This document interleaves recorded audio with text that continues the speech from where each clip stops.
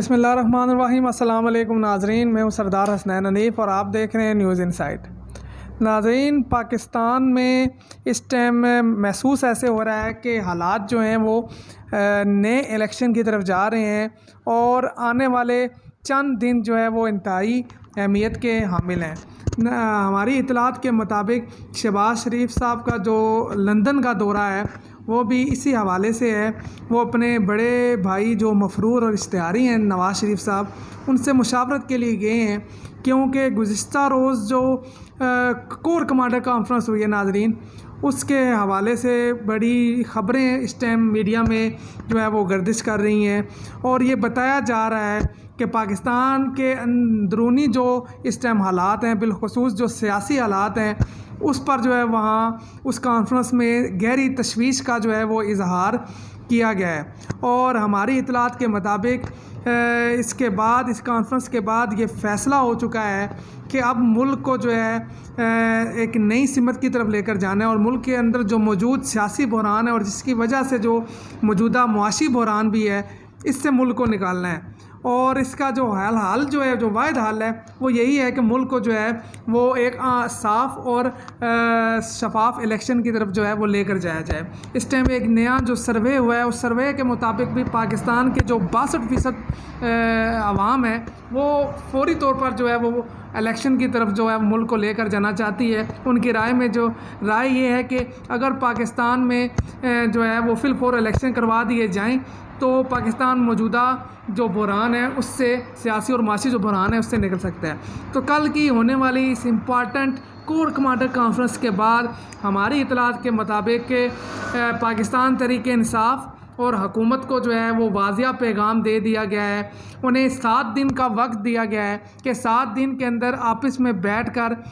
जो ईवान सदर है उसके ज़रिए जो है वो आपस में बातचीत करें और एक जो मुत्तफ़िका नुक्ता है इलेक्शन का, उस पर जो है वो आपस में कोई सेटलमेंट करें और जो है वो नए इलेक्शन की तरफ मुल्क को लेकर जाया जाए। और हमारी इतलात के मुताबिक उसमें जो सदर आरफ अलवी साहब हैं वो अहम किरदार अदा कर रहे हैं और 7 दिन के इस वक्त के अंदर जो है वो दोनों जमातों को, चाहे वो पाकिस्तान तहरीक इंसाफ हो या फिर PDM की हुकूमती इत्तेहाद हो, उनको बता दिया गया है कि 7 दिनों में आप अपने मसाइल हल करें और निगरान सेटअप की तरफ मुल्क को लेकर जाया जाए और उस निगरान सेटअप के लिए आप इसमें मशावरत करें। और अगर किसी किस्म का जो है वो डेडलॉक होता है और मुल्क को जो है वो इंतशार की तरफ लेकर जाया जाता है, तो फिर जो वो अदारे जिनकी ज़िम्मेदारी है पाकिस्तान की अंदरूनी और बैरूनी सिक्योरिटी, फिर वो एक्शन में आएंगे और अपना किरदार अदा करेंगे। लेकिन हमारे सोर्सेज के मुताबिक हुकूमत वक्त को यह भी बता दिया गया है कि उनसे जो है वो बिल्कुल भी तवक्को ना रखी जाए कि अगर इमरान खान लॉन्ग मार्च लेकर पिंडी और इस्लामाबाद आते हैं तो पाकिस्तान की जो फ़ौज है वो पाकिस्तान की आवाम पर जो है वो गोली चलाएगी। तो लिहाजा महसूस ये हो रहा है कि हुकूमत वक्त के पीछे जो एक हाथ था और वो एक एल्फ़ी जिसने हुकूमत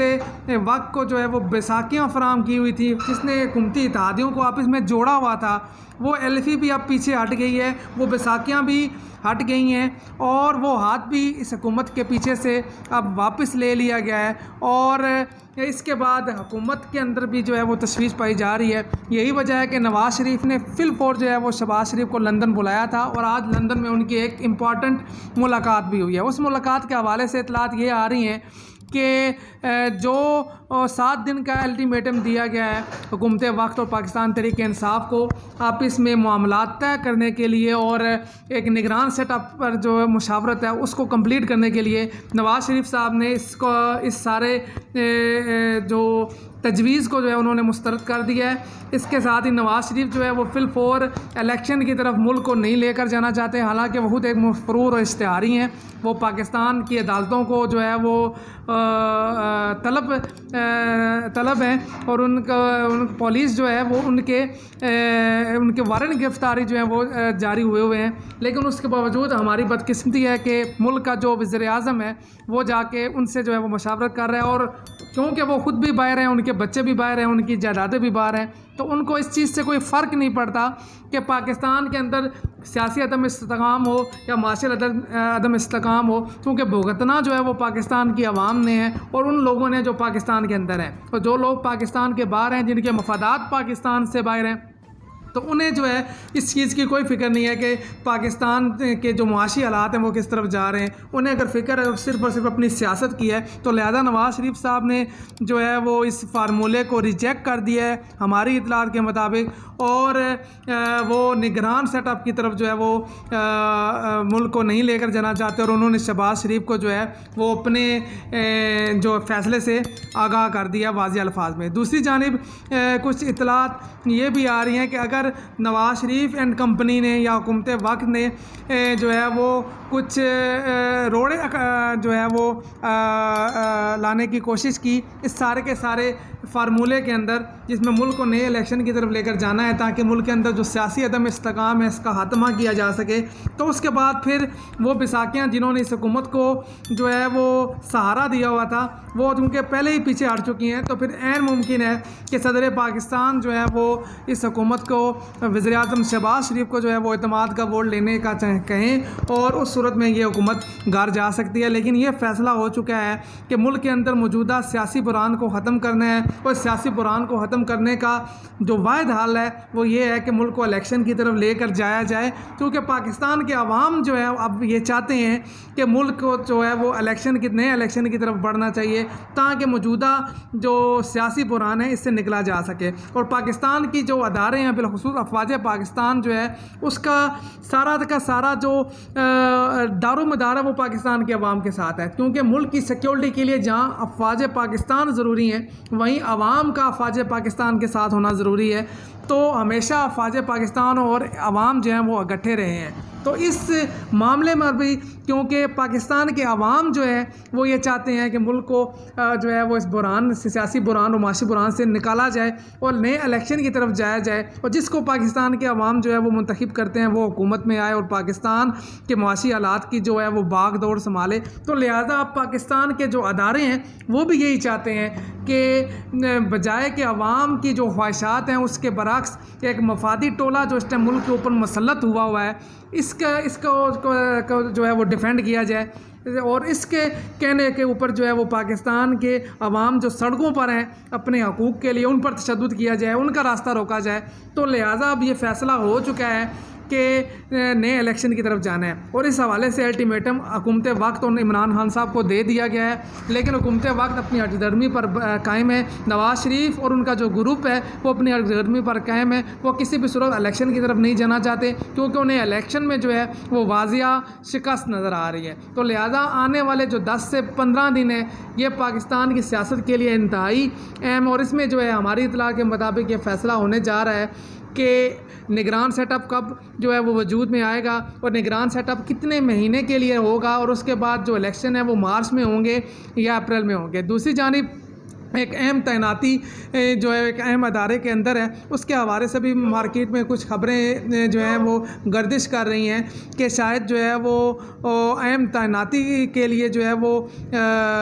को फिल वक्त जो है वो शायद ना की जाए, और थोड़ा सा